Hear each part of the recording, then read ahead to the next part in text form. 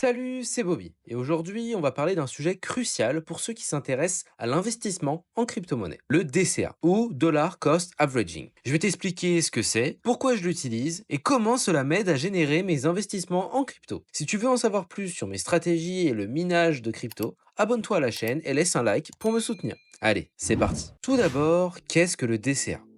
Le DCA, c'est une méthode d'investissement qui est très simple. Donc au lieu d'investir un montant en une seule fois, tu vas investir une somme fixe à intervalles réguliers, par exemple chaque semaine ou chaque mois. Peu importe si le marché est en hausse ou est en baisse, tu investis toujours la même somme. L'idée principale derrière le DCA est de venir lisser son prix d'achat sur une longue période. Cela permet de réduire l'impact des fluctuations de marché. D'ailleurs, j'ai déjà fait un short sur le sujet, donc si tu veux aller voir ça, il est dans la description. Donc au lieu d'essayer le timing de marché, ce qui est très risqué et souvent difficile, tu investis plus progressivement et tu réduis les risques. Le DCA n'est pas une technique qui prend du temps à gérer, contrairement à quelqu'un qui voudrait essayer de toujours acheter au plus bas et toujours vendre au plus haut, ce qui n'est pas forcément possible dans un monde réaliste. Pourquoi j'utilise le DCA? Personnellement, j'utilise le DCA car il m'évite de trop stresser sur les mouvements de prix. Le marché des crypto-monnaies est extrêmement volatile comme tu le sais, ça monte, ça descend, parfois même violemment sur de courtes périodes, donc avec un DCA, tu te mets un peu à l'écart de ce genre de variations à court terme. Du coup, moi je me concentre plus sur le long terme, donc c'est pour ça que c'est une méthode qui me correspond pas mal. En investissant un montant fixe chaque mois, j'évite de faire une grosse erreur comme de tout investir au mauvais moment. Par exemple, juste avant une grosse chute. Ça me permet aussi de garder un peu de liquidité pour d'autres opportunités. Mais alors, comment je mets en place le DCA? Alors concrètement, comment je fais? J'ai choisi quelques crypto-monnaies dans lesquelles je crois sur le long terme, donc pour moi ça sera Bitcoin et Ethereum,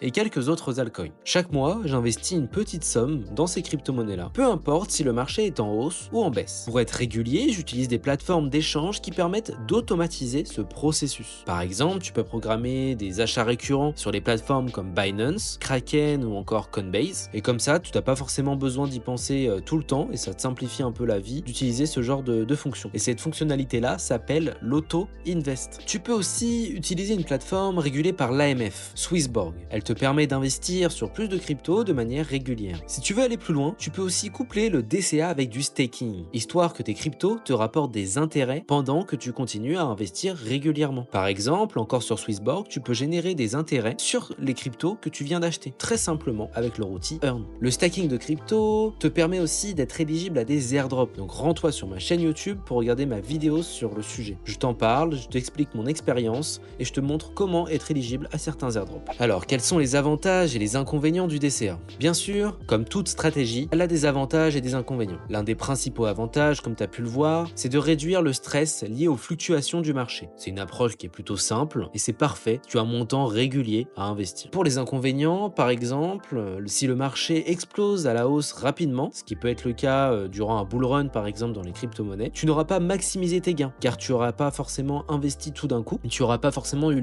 le temps de déployer ton capital, le temps de déployer l'argent que tu avais à investir. Mais encore une fois, c'est presque impossible de prédire quand sera le bon moment. Donc c'est là où le DCA devient un peu plus avantageux car il te permet d'investir de manière régulière. Donc tu n'as pas forcément besoin d'attendre le bon moment. Bon alors, mon expérience personnelle. Pour te donner un exemple concret, j'utilise le DCA depuis plusieurs années maintenant. Et cela m'a permis de traverser plusieurs phases de marché, notamment un bear market. Du coup, durant cette phase-là, j'ai continué à acheter régulièrement, sans paniquer, du BTC et de l'Ethereum principalement. Et en altcoin, je buy plutôt du Flux.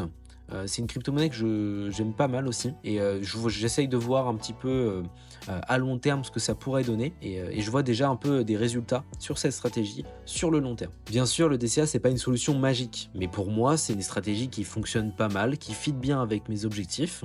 Donc si tu as une vision assez long terme et que tu crois au potentiel de la crypto-monnaie, ça peut peut-être aussi t'aller. Voilà, c'est tout pour ma stratégie d'investissement dans les cryptos. C'est une méthode simple mais efficace, surtout pour les débutants ou ceux qui ne veulent pas forcément passer du temps à surveiller les prix du marché tous les jours. Si cette vidéo t'a aidé à mieux comprendre cette technique, n'oublie pas de laisser un like et de t'abonner à la chaîne YouTube pour plus de contenu sur l'investissement et le minage de crypto-monnaies. Salut à tous, c'était Bobby.